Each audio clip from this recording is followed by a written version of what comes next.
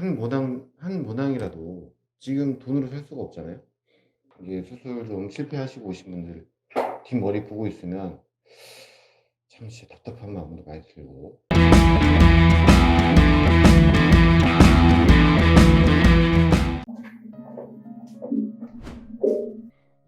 잘 들린다고 우리 김희준님께서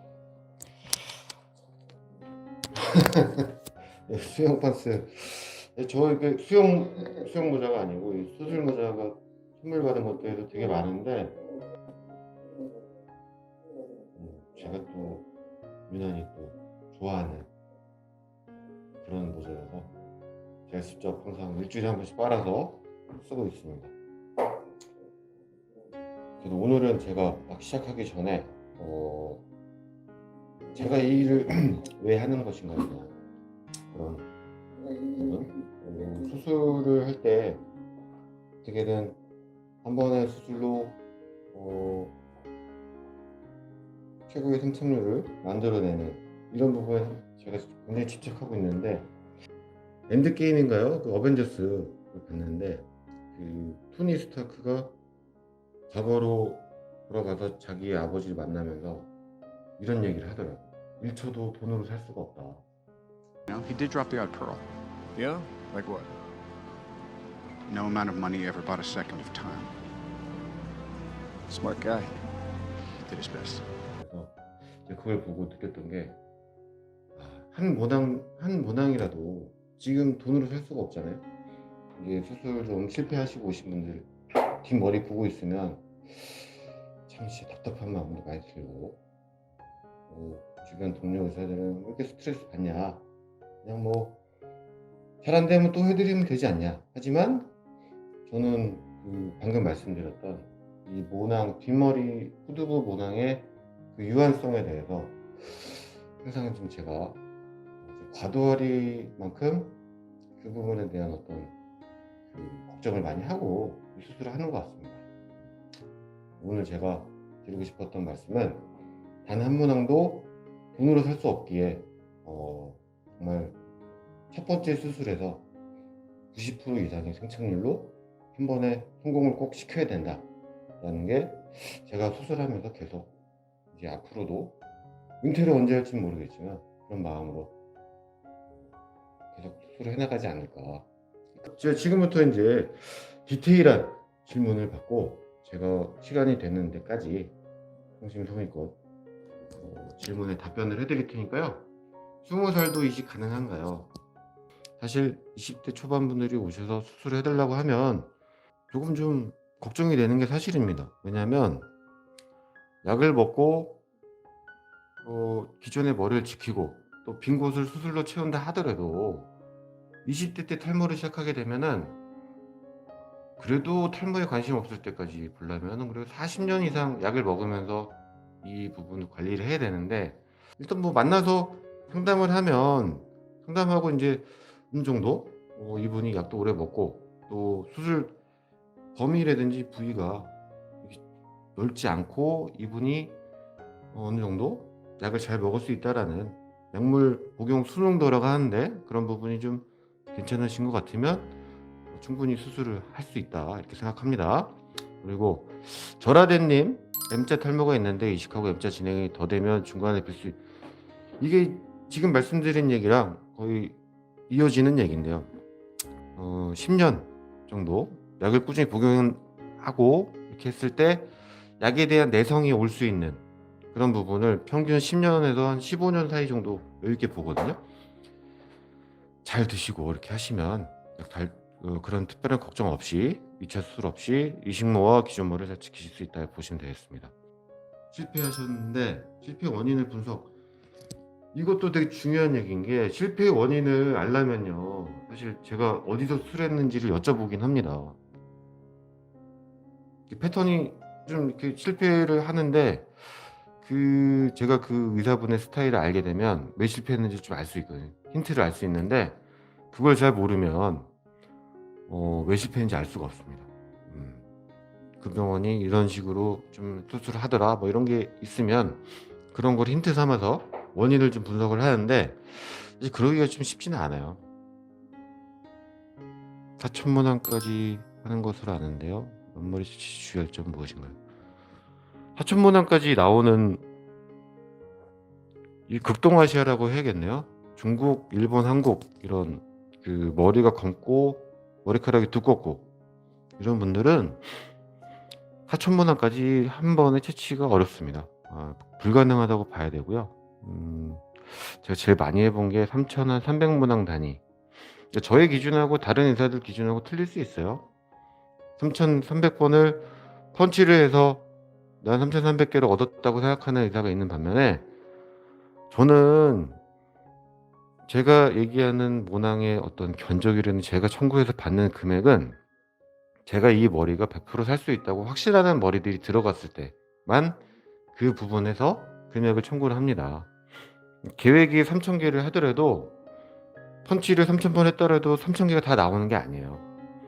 그래서 제가 보기에는 그 로스율도 케이스마다 틀리고 의사 실력에 따라서도 천차만별이기 때문에 극동아시아는 4,000문항 단위까지 나올 수가 없습니다. 불가능하고요. 제가 제일 많이 해도 3,300개, 200개인데 그것도 굉장히 힘들게 해요. 1년에 3,000문항 단위 넘게 하는 케이스가 한 3케이스 이내고 저는 가급적이면 그럴 거면은 2,000개, 1,500개 이렇게 나눠서 그게 훨씬 더 제가 하는 입장에서 집중력이 계속 유지가 되고 받는 분의 생착률에도 도움이 됩니다. 의사마다의 스타일이지만 주의할 점, 이거는 받으시는 분이 주의할 건 없으시고요. 채취 난이도가 옆머리가 굉장히 어려워요. 어렵고 쉽지 않습니다. 쉽지 않은데 초보 때는 거기를 잘 안 갈라 그러죠. 근데 딱딱하게 만져지는 볼록 튀어나온 뼈, 이 주변에 한 4cm, 5cm 정도 너비에 거기가 가장 편하거든요.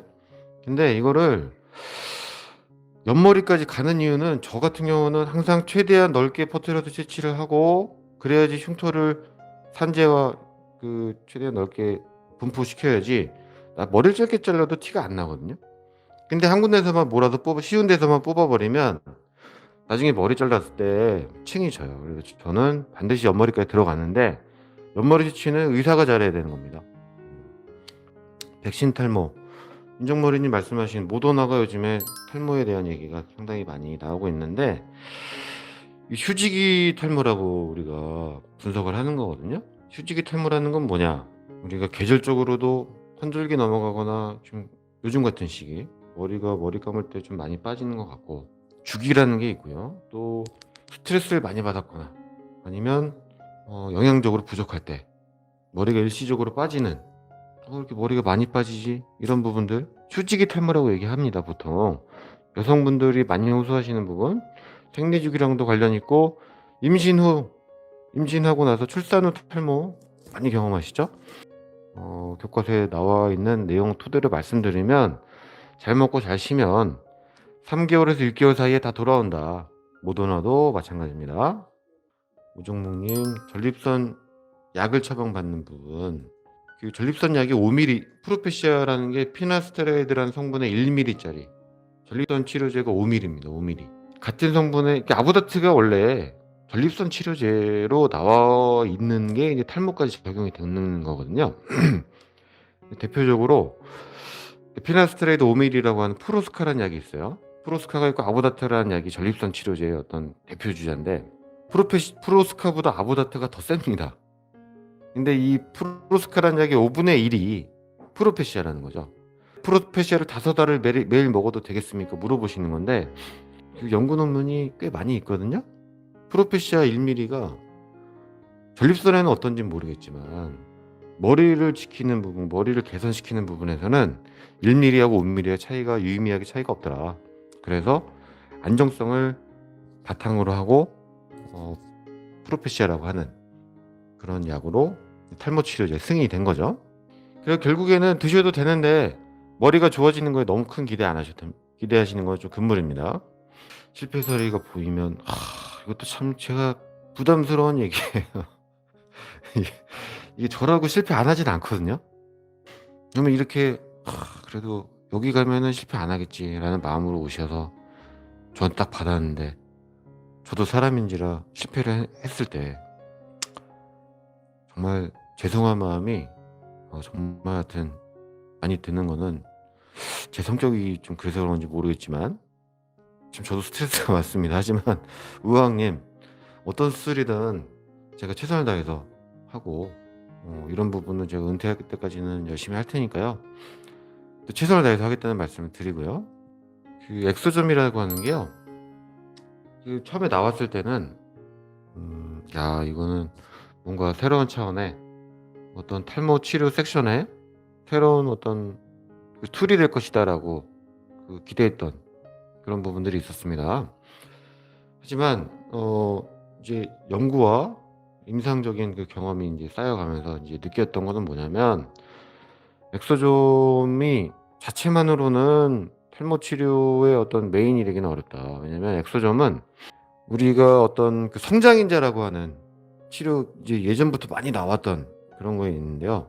성장인자들이 쉽게 얘기해서 뭐냐면은 모낭이든 피부든 뭐든 간에 이제 그 좀 이렇게 퇴화되거나 좀 약해져가는 그런 것들을 다시 재활력을 주는 그런 겁니다. 화장품에도 많이 들어있고요.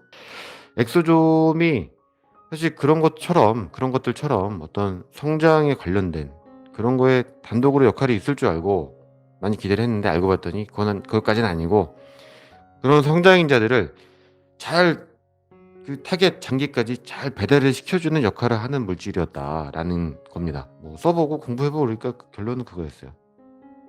아 우리 애기들이 저에 대해서 제가 사실 일요일도 나와가지고 항상 일을 하기 때문에 많이 서운해하고 이런 부분이 있는데 자부심이라기보다는 뭐 유튜브를 이제 볼 나이가 돼가지고 가끔 제 거 보면서 뭐 저한테 피드백을 주긴 하는데 저에 대한 어떤 아빠로서는 뭐 사실 그렇게 큰 점수를 안 주는 것 같고 의사로서는 그래도 우리 조금 나쁘지 않게 보는 그런 느낌인 것 같습니다. 왼쪽 중앙부에 빈 곳이 솜털도 안 보여. 4개월은 몰라요 사실. 그리고 오른쪽 왼쪽이 같은 게 이상한 겁니다. 제가 저희 병원 오신 분들은 항상 말씀드리지만 자라는 속도나 이런 것도 차이가 날 수 있지만 보통 왼쪽에 가마가 있고 자연적으로 벌어지는 가르마라는 그런 부위가 나오기 때문에 머리가 별로 없으면 이쪽이 더 없어 보여요 항상. 여기는 머리가 덮이거든요. 여기하고 4개월 정도 되면은 여기가 더 많아 보이는 게 원래 정상입니다.